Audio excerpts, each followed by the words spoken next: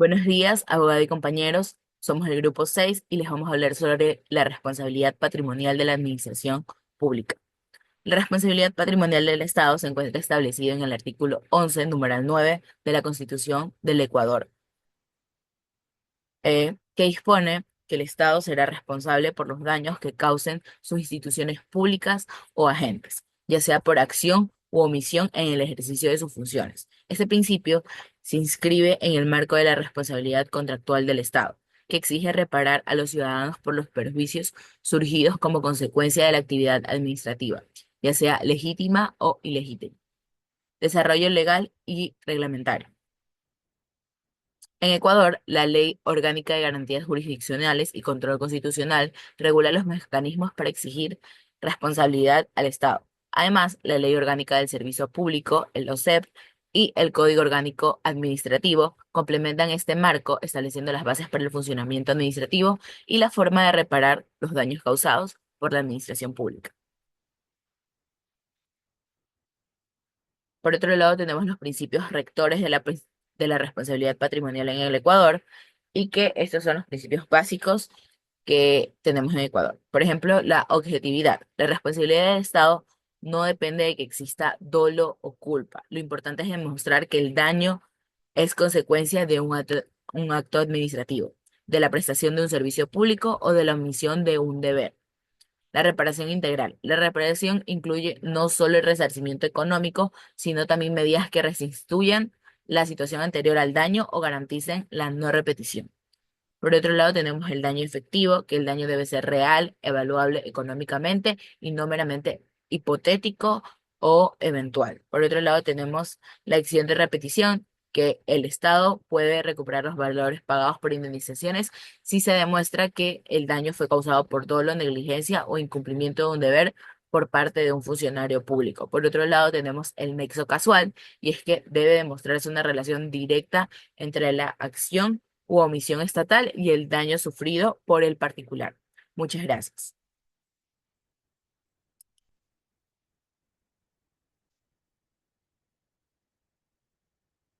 Fundamentos. La administración pública en Ecuador se basa en principios constitucionales que garantizan una gestión eficiente, transparente y orientada al servicio ciudadano. Estos principios son el eje para alcanzar un Estado justo, participativo y diverso.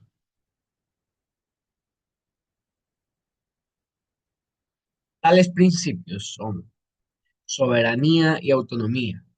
El poder del Estado emana del pueblo soberano. Cada institución pública tiene autonomía funcional para cumplir su rol en el marco del respeto a los derechos ciudadanos. Transparencia. Garantiza que los ciudadanos tengan acceso a la información pública. Permite la rendición de cuentas por parte de los servidores públicos para prevenir actos de corrupción. Participación ciudadana. Promueve espacios para que los ciudadanos participen en la planificación, ejecución y evaluación de políticas públicas. Instrumentos como audiencias y veedurías sociales fortalecen esta participación. Responsabilidad. Obliga a los servidores públicos a actuar con integridad y responder por sus decisiones y acciones.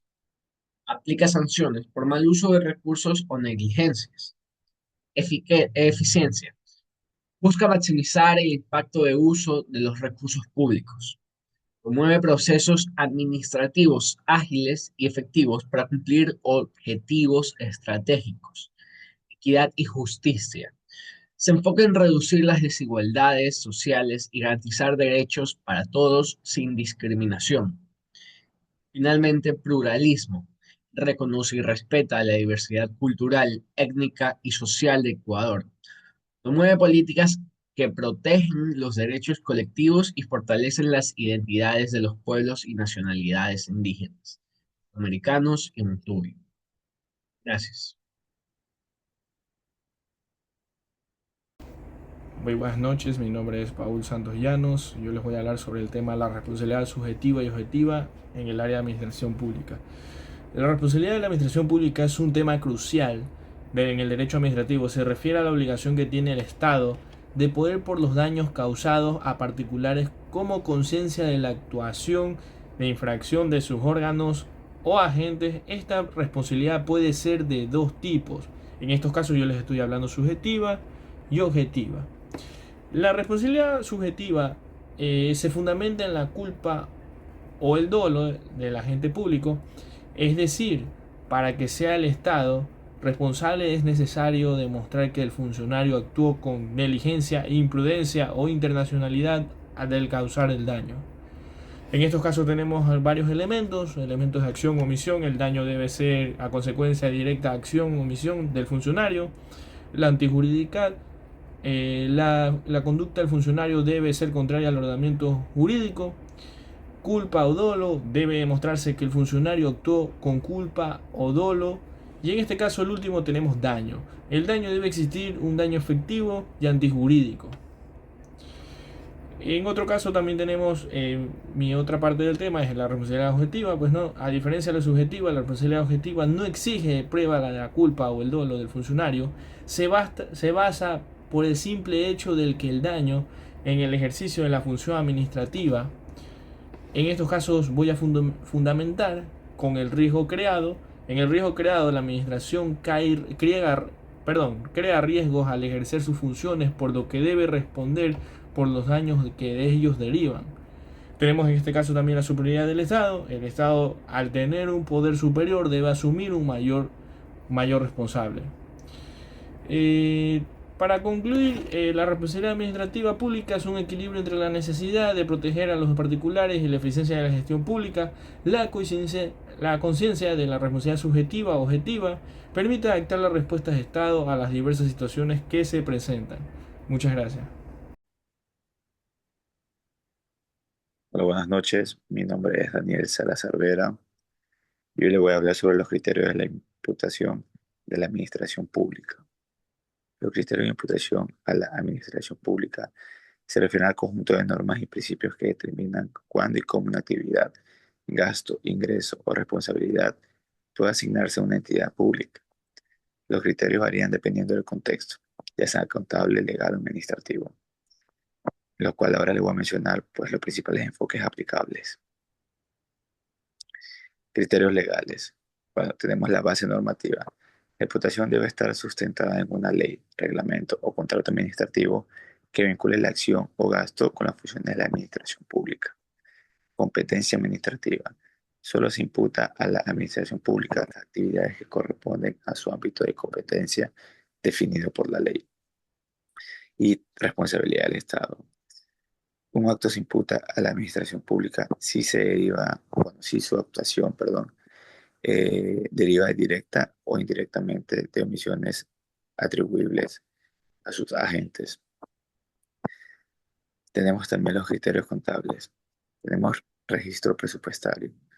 Los ingresos y egresos se imputan a la autorización fiscal correspondiente, respetando el principio de anualidad presupuestaria.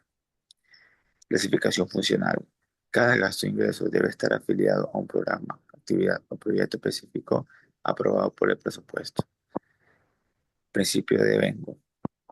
Los gastos e ingresos se imputan al periodo en el que se generan, independientemente de cuánto se pague o cobre. Perdón.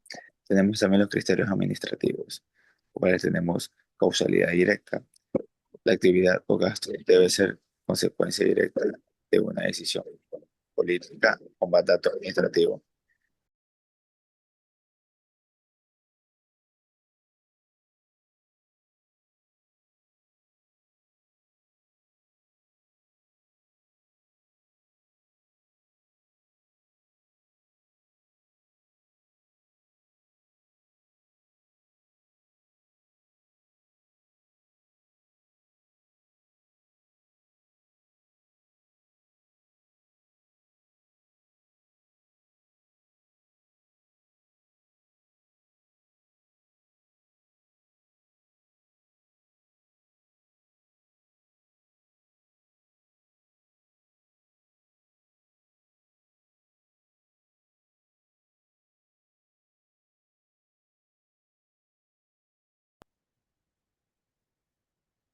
La acción de repetición es un proceso legal que se inicia contra un servidor público o ex servidor público que sea responsable de un daño económico a la administración. La finalidad es evitar que el Estado asuma injustamente las consecuencias económicas de actos dolosos o culposos cometidos por sus servidores. De lo expuesto se desprende que el derecho a repetición se origina en el supuesto en el que el Estado haya asumido la responsabilidad económica por los daños ocasionados por sus agentes en contra de los administrados. Siguiente diapositiva, por favor. Bien, esta acción se puede ejercer cuando el servidor público actuó con dolo o culpa grave, su conducta dio lugar a que el Estado fuera demandado por responsabilidad patrimonial, el Estado reconoció un pago indemnizatorio al servidor público como resultado de una condena, conciliación u otra forma de terminación. La acción de repetición es un instrumento procesal que cumple con el deber del Estado para dirigir la acción legal. El derecho de repetición es una figura jurídica que permite a quien realizó un pago de manera indebida reclamar y obtener lo pagado en exceso.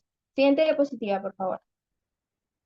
El procedimiento de repetición. La identificación del daño debe existir en un perjuicio económico para el Estado, derivado de la conducta del funcionario. La indemnización del afectado. El Estado debe haber cumplido previamente con el pago de la indemnización del afectado. Determinación de responsabilidad. Es indispensable demostrar que el servidor actuó con dolo, culpa grave o negligencia. La acción de repetición. Una vez cumplidos los pasos anteriores, el Estado inicia la acción de repetición contra el funcionario ante las instancias correspondientes. Siguiente diapositiva. La repetición tiene un impacto significativo en el fortalecimiento de la responsabilidad pública. Los servidores públicos son conscientes de las consecuencias de sus actos. La protección del patrimonio estatal. Se evita que los fondos públicos sean empleados para cubrir actos ilícitos sin repercusiones para los responsables. La prevención de abusos. Promueve un ejercicio diligente y ético de la función pública. Gracias.